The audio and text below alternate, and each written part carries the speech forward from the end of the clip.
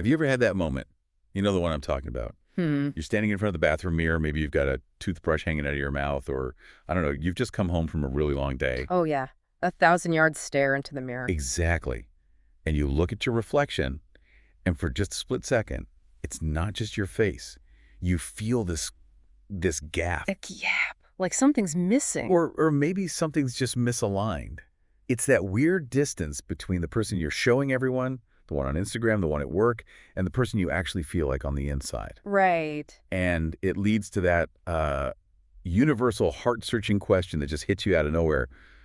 Who am I, really? That is a heavy place to start, but you're so right. It is universal. It doesn't matter who you are, a CEO, a parent, a student. Everyone has stared into that mirror. Totally. And it usually happens after a failure, a breakup, or honestly, just the exhaustion of trying to keep up appearances. We just feel disconnected.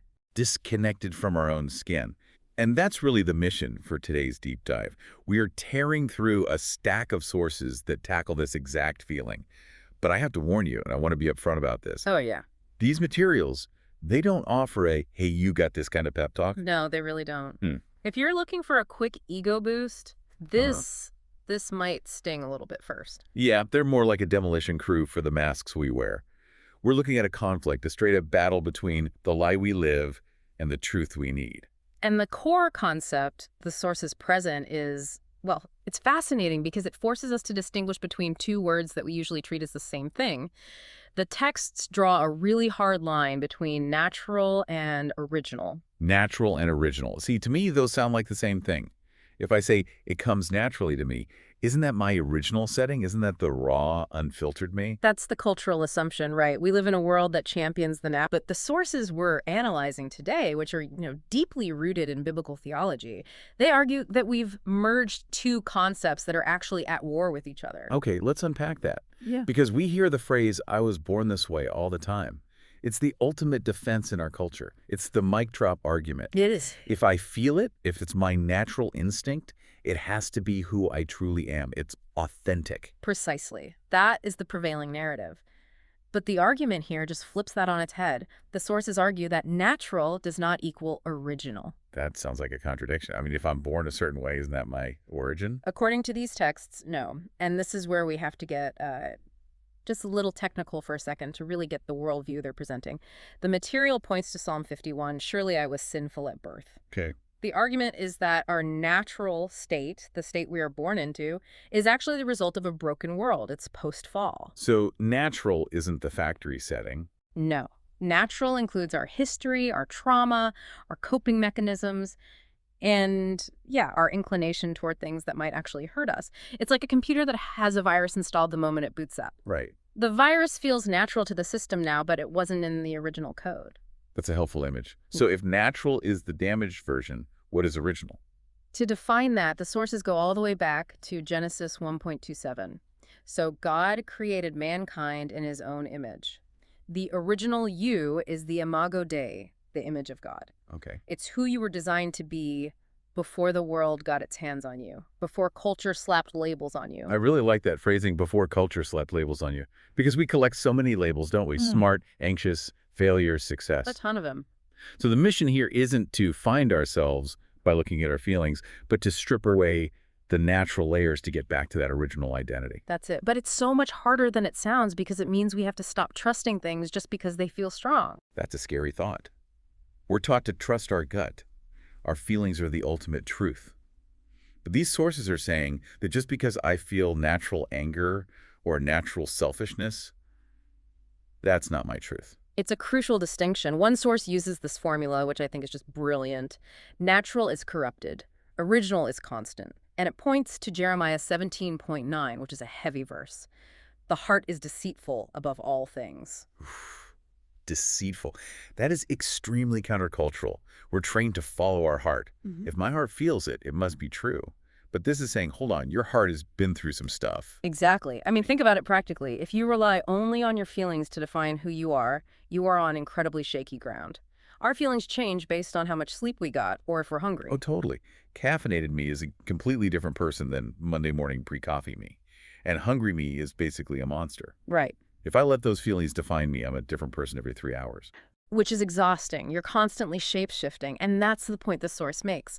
When we confuse the natural with the original, we create a false identity to match our feelings. And it feels comfortable for a minute, But right? it can even feel empowering. This is just who I am. I'm a naturally anxious We person. wear it like a badge of honor. Mm, I'm just a messy person. right. But the source calls that a mask. A mask. Yes, and they have this line that really jumped out at me. Masks can't breathe for long. Wow. Masks can't breathe for long. That sticks with you. It implies suffocation. You eventually run out of air trying to sustain a broken version of yourself. It's just not sustainable. So if we're all stuck in this natural state wearing these masks, the big question is, how did we get here? And to answer that, the source takes us all the way back to the beginning, to the Garden of Eden. And I have to say, the analysis here on the identity thief, the serpent in Genesis 3, it offered a perspective I hadn't really considered.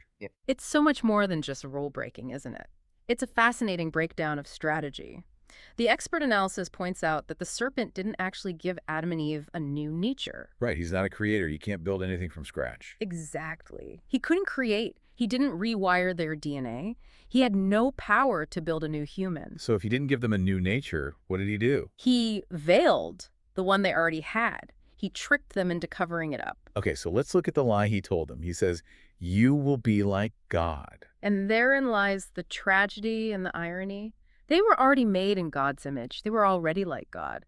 The enemy's tactic wasn't to turn them into monsters. It was to make them forget. Yes, to distract and deceive them into forgetting what they already possessed. That is wild when you think about it. He sold them something they already owned. It's like someone trying to sell me the phone I'm currently holding. And they bought it because they forgot who they were. And the source argues that this tactic hasn't changed one bit. He can't rewrite what God created, but he can veil it.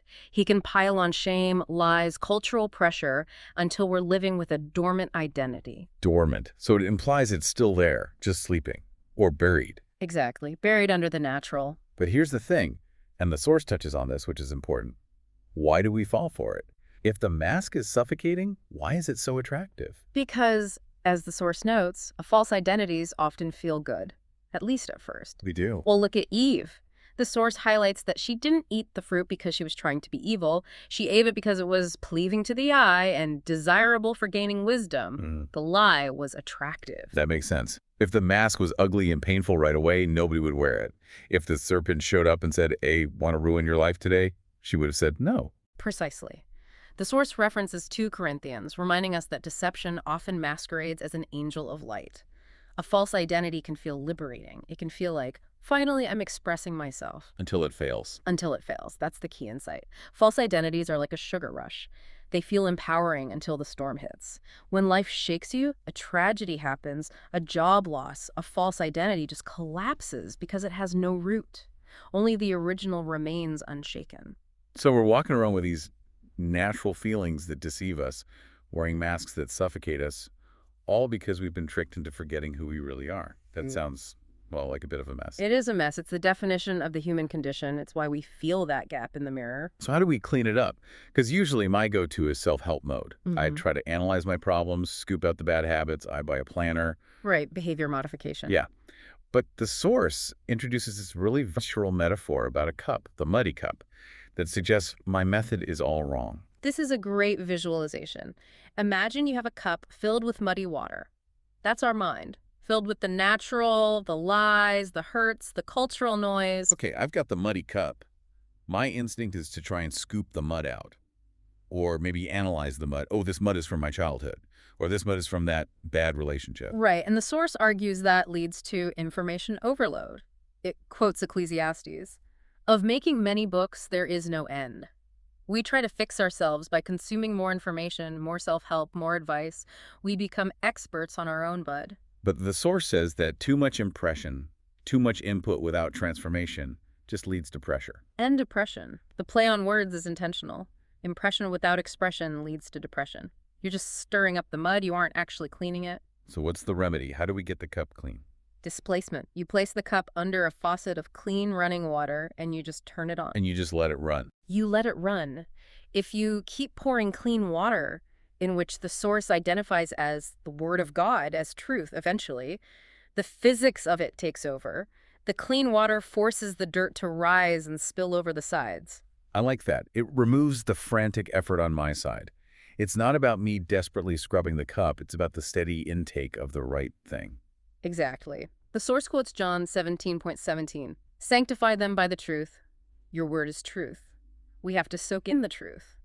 The argument is that you can't just think your way out of a false identity. You have to displace the lies with a greater truth. It's like the right impression, the truth coming in, creates room for the right expression, the original identity coming out. That's it. You can't express the original you if you're filled with the natural mud. You have to let the clean water do the work. It takes time, though. It's not a magic spell. Now, whenever we talk about these big concepts, it really helps to have a concrete example, and the sources point to the ultimate one, Jesus. This is where the theology gets really practical. The sources argue that Jesus navigated this exact tension. He had a dual reality, in a way.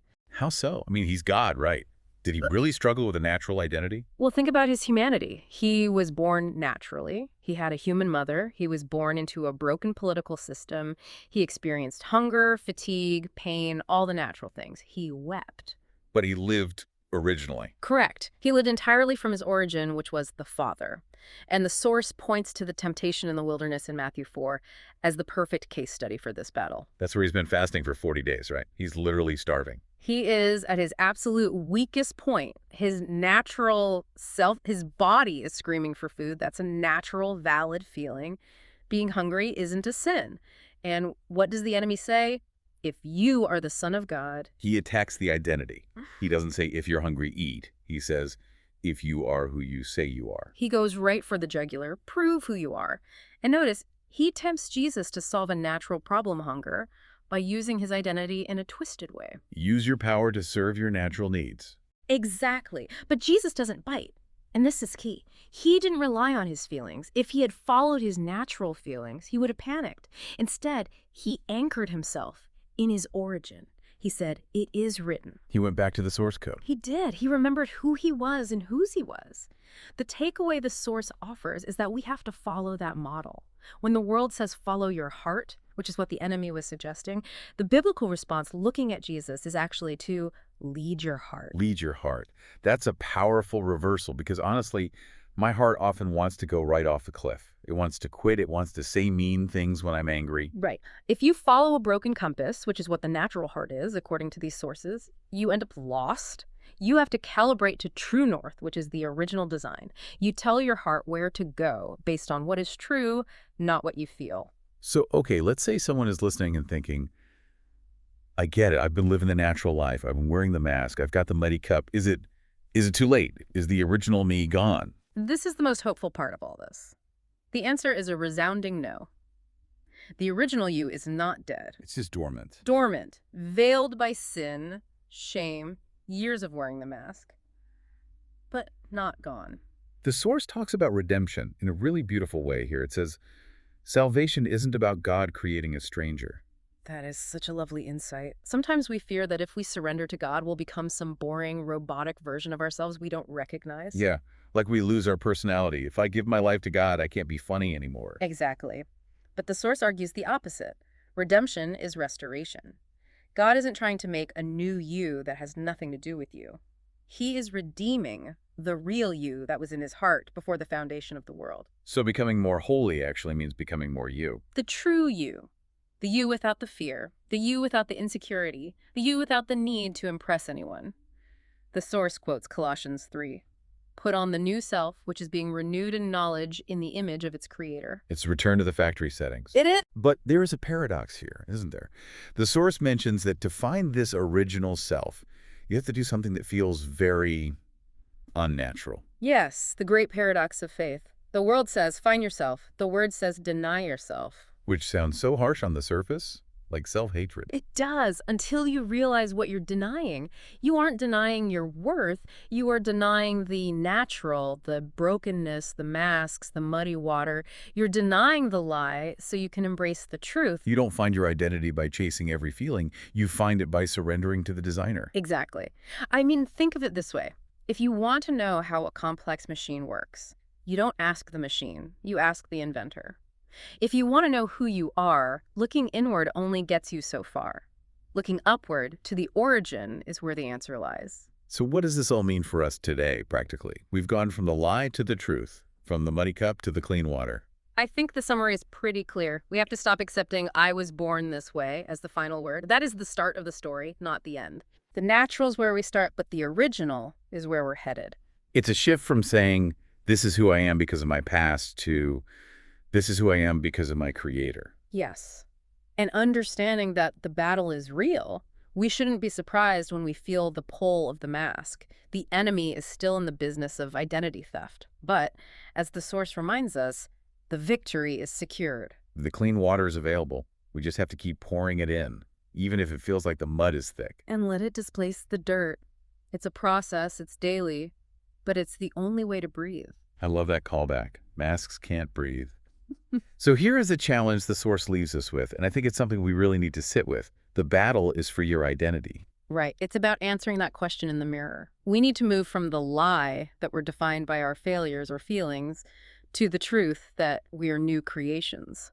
So as we wrap up this deep dive, I want to leave you with a final provocative thought from our sources. It's a question for you to mull over, while you're driving or standing in front of that mirror. It's the question that cuts through all the noise. Are you living by the natural or by the original? Are you wearing a mask culture gave you or bearing the image God gave you? That is the question. And hey, don't be afraid to turn on the faucet. Let that clean water keep pouring in. Absolutely. Thanks for diving deep with us. We'll catch you next time.